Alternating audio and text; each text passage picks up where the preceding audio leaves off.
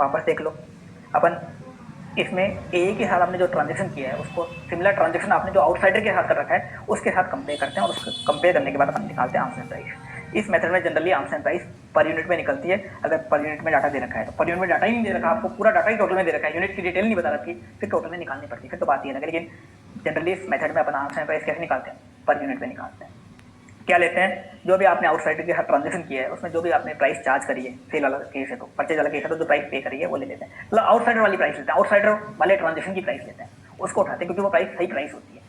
और उसी में अपन कुछ एडजस्टमेंट करते हैं फंक्शनल डिफरेंस वाले। कौन कौन से है उसका, वारंटी आफ्टर सेल सपोर्ट वाला और एक क्वांटिटी डिस्काउंट वाला।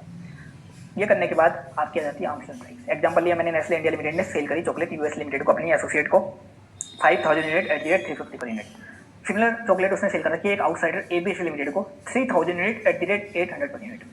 दोनों को कंपेयर कर लेंगे, दोनों ट्रांजेक्शन सिमिलर है तो ये बन जाएगा कप मेथड, लग जाएगा आराम से। कप मेथड के अकॉर्डिंग अपन को आर्म्स एंड प्राइस निकालनी है, लेकिन कुछ एडजस्टमेंट दे रखे हैं, फंक्शनल डिफरेंस 3 दे रखे हैं, एक एफओबी सीआईएफ का, एक वारंटी का, एक क्वांटिटी डिस्काउंट का। सोल्यूशन करेंगे, सबसे पहले आर्म्स एंड प्राइस निकालेंगे।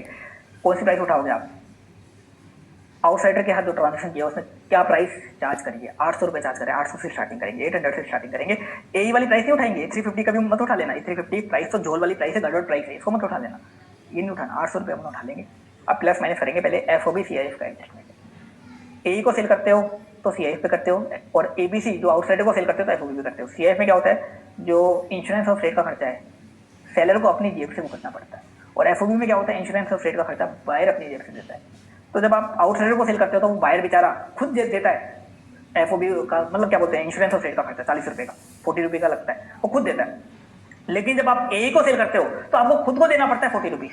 तो बताओ ए से ज़्यादा चार्ज करना चाहोगे, कम करोगे, ज़्यादा चार्ज करना चाहिए आपको, ज़्यादा चार्ज करना चाहिए 40 रुपीज़, क्योंकि आपकी 40 की एक्स्ट्रा कॉस्ट आएगी तो 40 आपने ज़्यादा चार्ज कर दिया। चलो ठीक है, उल्टा भी हो सकता था, मैंने आपको बताया आपको, उल्टा भी हो सकता था। दूसरा केस, जब नेस्ले इंडिया लिमिटेड सेल करती है ए को तो उसको वारंटी देती है 6 मंथ्स की, और जब बाहर वाले को सेल करती है तो कोई वारंटी नहीं देती। वारंटी की कॉस्ट आती है 70 पर यूनिट पर एनएम की, तो 6 मंथ की कॉस्ट आ गई 35। तो जब आप ए को सेल करते हो वारंटी देते हो, तो वारंटी देते हो आपका ज़्यादा खर्चा आता है, तो आप ज़्यादा चार्ज करो या कम करोगे, बताओ। ए को सेल करोगे तो ज़्यादा करना चाहिए आपको, कम करना चाहिए, ज़्यादा करना चाहिए, क्योंकि आपकी ज़्यादा कॉस्ट आती है 35 की, तो 35 रुपये अपन ऐड कर दिया। ए को सेल करोगे तो 35 आपको एक्स्ट्रा चार्ज करना चाहिए, तो 35 अपन ऐड कर दिया। ये भी उल्टा हो सकता था, मैंने आपको बता दिया कि आप बाहर वाले को वारंटी देते हो, ए को नहीं देते, ऐसा भी हो सकता था, तो उल्टा करते हैं, फिर लेस करते हैं। तीसरा केस, आप ए को सेल ज़्यादा क्वांटिटी में कर रहे हो, 5000 यूनिट सेल कर रहे हो आप ए को, और बाहर वाले को 3000 कर रहे हो, तो बाहर ए को ज़्यादा क्वांटिटी में सेल कर रहे हो तो आपको 60 रुपीज़ का ए को क्या देना है, डिस्काउंट देना है। जब बाहर वाले से 800 चार्ज करते हो तो ए को आपको डिस्काउंट देना है, क्योंकि ए को आप ज़्यादा क्वांटिटी में सेल कर रहे हो, तो 60 रुपीज़ आप कम चार्ज करोगे तो 60 लेस, क्योंकि डिस्काउंट देना है तो डिस्काउंट लेस कर दिया। ये आपके आ गई आर्म्स एंड प्राइस। ये भी उल्टा हो सकता था कि आप बाहर वाले को सेल ज़्यादा क्वांटिटी में कर रहे हो और ए को कम में कर रहे हो, तो बाहर वाले को आपने डिस्काउंट दे रखा है 60 रुपये का, तो ये 800 रुपये आपकी आफ्टर डिस्काउंट प्राइस है। तो ए को आपको डिस्काउंट नहीं देना, तो प्लस 60 वापस ऐड कर दो, 60 ऐड कर दो। उल्टा भी हो सकता था, मैंने आपको बताया तीनों एडजस्टमेंट प्लस की जगह जैसे 2 प्लस हुए हैं, ये माइनस भी हो सकते थे और डिस्काउंट माइनस हुआ है प्लस भी हो सकता था अगर उल्टा लिखा होता। तो ये आ गई आपकी आर्म्स एंड प्राइस।